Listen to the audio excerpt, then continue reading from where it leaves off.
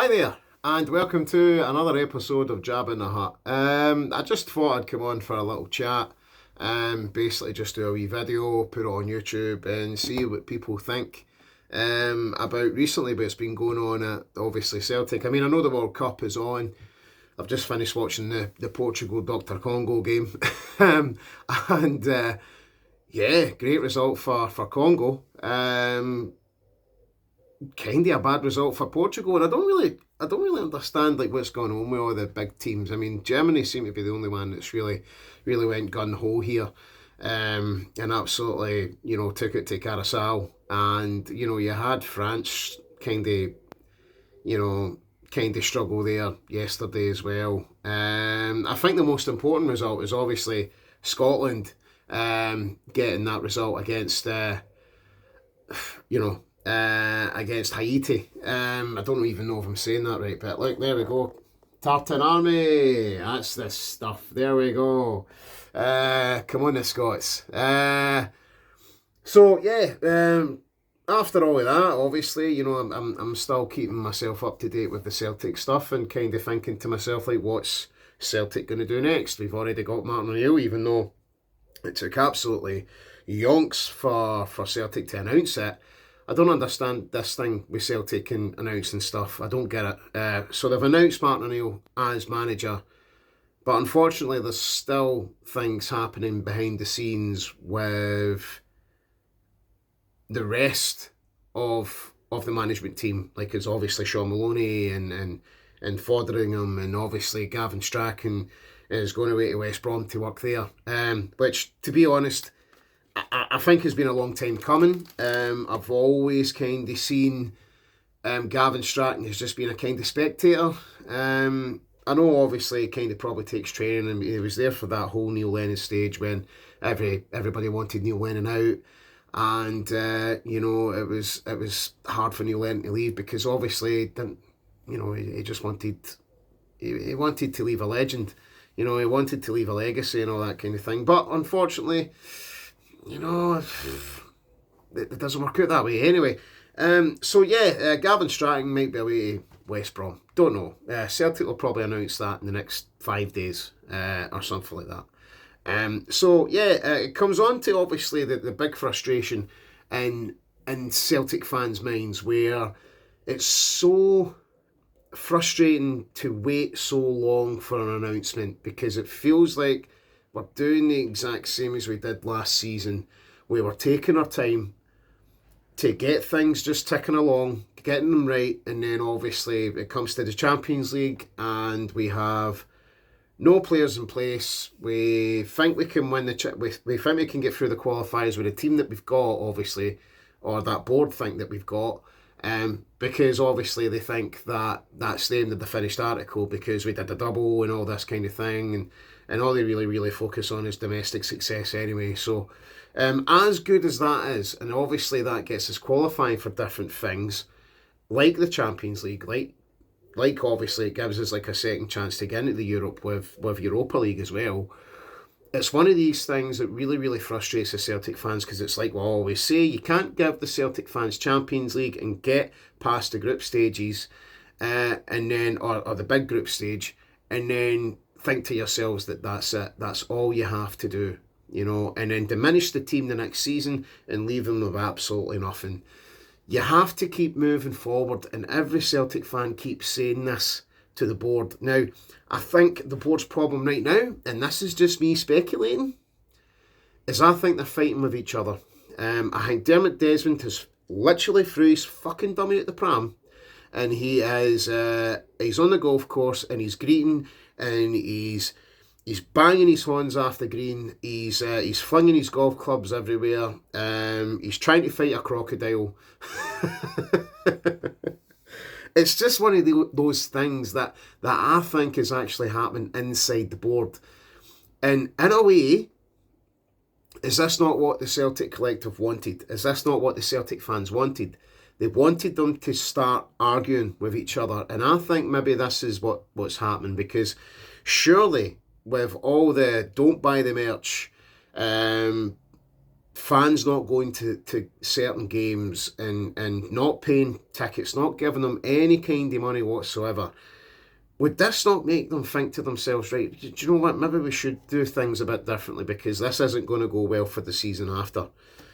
They can't honestly think to themselves that next season, I love Martin O'Neill, and I stick by that in the first video that I did there.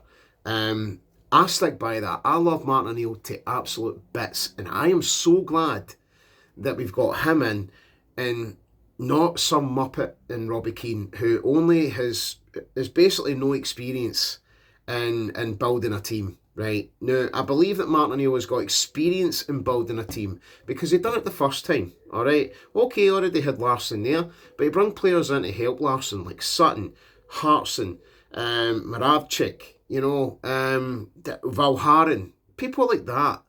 Baldy, just strong-minded people, and I think everybody's worrying about this kind of attacking counter-active play, right? But you need to understand something. If you're getting a manager in, that manager's going to want his team.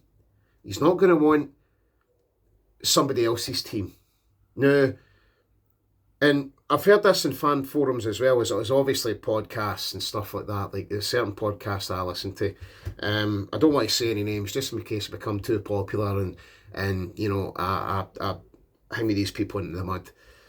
There's people like that are being quite negative about the appointment of Martin O'Neill and saying that it's not the way of the future. And I totally understand that. I get that. I completely get that. But with this board fighting with each other, not understanding the direction of where the fans want the club to go, of course we aren't going to see an end to that right now because we won a double. Celtic won the league. So you have certain shareholders or directors or anything like that that's in that club, like your Nicholsons, like your Brian Wilsons, and I don't have a problem with Brian Wilson, to be honest. I just think he's there just to kind of take, as the wee old man, it's the wee Fergus McCann lookalike, who is basically just going to take the brunt of the fans' questions and stuff like that. And he's going to answer the questions for the other half of the board that are hiding away, aka Nicholson. So, yeah, we have heard nothing from Nicholson apart from his little bit of statement about Martin O'Neill, which was nice and it was great. But was that really his responsibility? Did he really have a notion in that? No. It was Dermot Desmond. Dermot Desmond basically just said, let's have Martin O'Neill for another season. Because my board are fucking reckless. So if anything, it's going to come down to the board where Desmond's still in charge, or the majority of shareholders still in charge. And I think this is the problem, because he's not fully in charge. He's just kind of sitting there, telling the rest of them to do, telling the rest of them what to do, and at the end of the day, he's getting the blame for it. Because the board did that absolute shambles. I mean, that stuff with the Nancy stuff, was that Desmond? Or was he just like, do you know what, I'm going to let you take the ball on this? Because you seem to have an idea about where the fans want to go. And then when they do it the absolutely most terrible time, with the worst games that this guy could come into, and it totally makes him look like he's a fucking screwball. So, you know what I mean? He's obviously dead. To me, this is what I think. I think Desmond is making the decisions because his board cannot. Because his board are fighting with each other. Now, I'll remind everybody, a board gets paid to do the job of an owner. Right? Unfortunately, this is what I say. We do not have an owner. Celtic don't have an owner.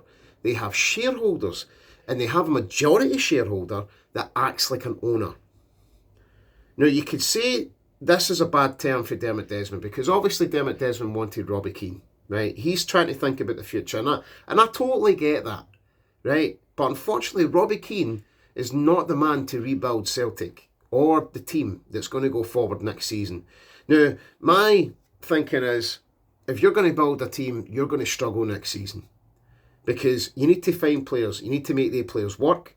And the problem with Celtic is fans want Celtic to work instantly, right? And that's the problem. Now, I think if Martin O'Neill's in that helm, we've got a chance. We've got a chance to win the league next season as well. But will that happen? I don't know. And we saw that about with Derek McInnes going to Rangers. I thought he was Hearts' glory and bound. Strange. But it just shows you that he was one of them after all. And I don't rate him, to be honest. I don't rate him now. I think he chose his true nature instead of thinking to himself, well, do I want to be a successful coach? It just shows to me that he's not a coach. He just wants the helm of Ibrox. He just wants more money, and that's what his main striker Shanklin has went to Rangers, and Shanklin's went, why don't you come to Rangers as well? And Derek McInnes has went, all right then, I'll join the Pals Act. Again, it's the same. I mean, the Rangers and Celtic will be the big teams in Scotland, or are the big teams in Scotland. It's up to Hearts and the rest of the teams to become stronger. And that's what I think will probably happen. I mean, I think Hearts will be stronger. I think Hearts will go there and get a new manager, because Tony Bloom's analytics our analytical company are doing great things. Okay, they may get a couple of duds in, but at the same time, out of those duds, they get people like Claudio Braga, and you know they get that Lindsay guy. Is it Lindsay? They get Halkett. They get players like that who I thought were quite good defenders. They've got Cammy Devlin. They've got their players playing well, and all it takes is coaching. So they'll go out and they'll get a good coach. But anyway, it's not about Hearts. It's not about Rangers. It's just a weird set of events. Really, what this is all about is about why Celtic are struggling and why they're taking their time with everything. And it's maybe because they think they deserve a holiday. And that's true. Every human being deserves to go a fucking holiday. Let's just get that out there, right? I love a holiday. You love a holiday. Everybody else in Scotland or Great Britain loves a holiday, all right? Because, you know, we're in a country that rains practically nearly all the time. So, you know, even when it's a summer holiday, it fucking rains. But that's all right, because we don't like it that warm anyway. So yeah, that's just my thinking of it. I'm thinking that the board are just basically just fighting each other at this moment.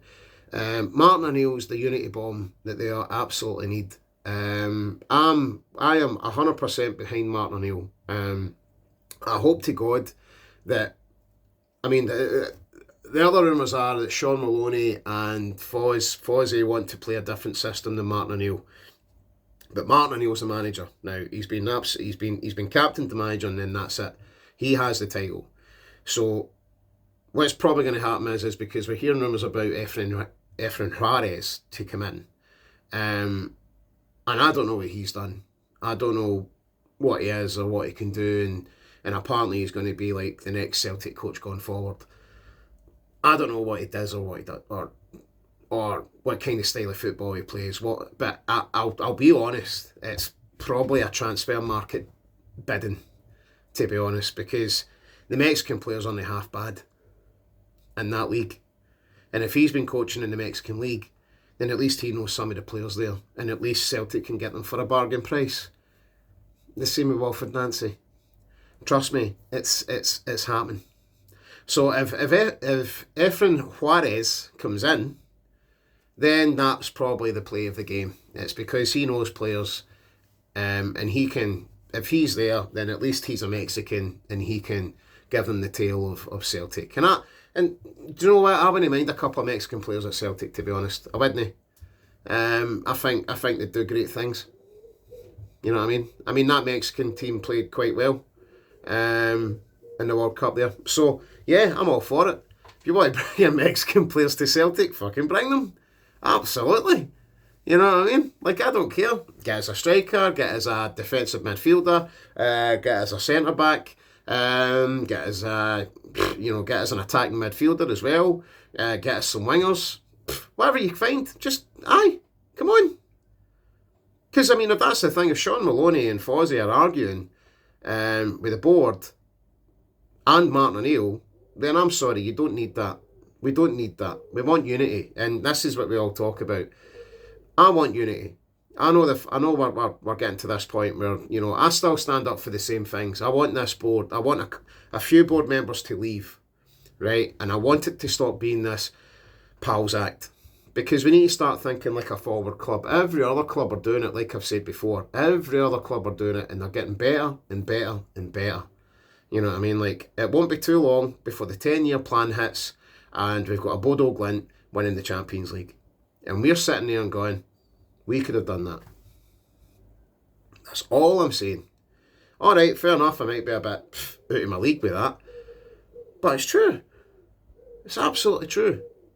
Because how long can the Real Madrids, the Barcelonas, the Inter Milans, the Man Uniteds, the Arsenals, the Man Cities, just naming a few, how longer can they go on buying, top talent that doesn't exist yet?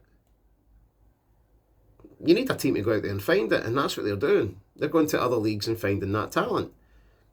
Unlike Man City, who just absolutely bring in all the talent that they need to bring in, and then send them on loan to other clubs and see how they do.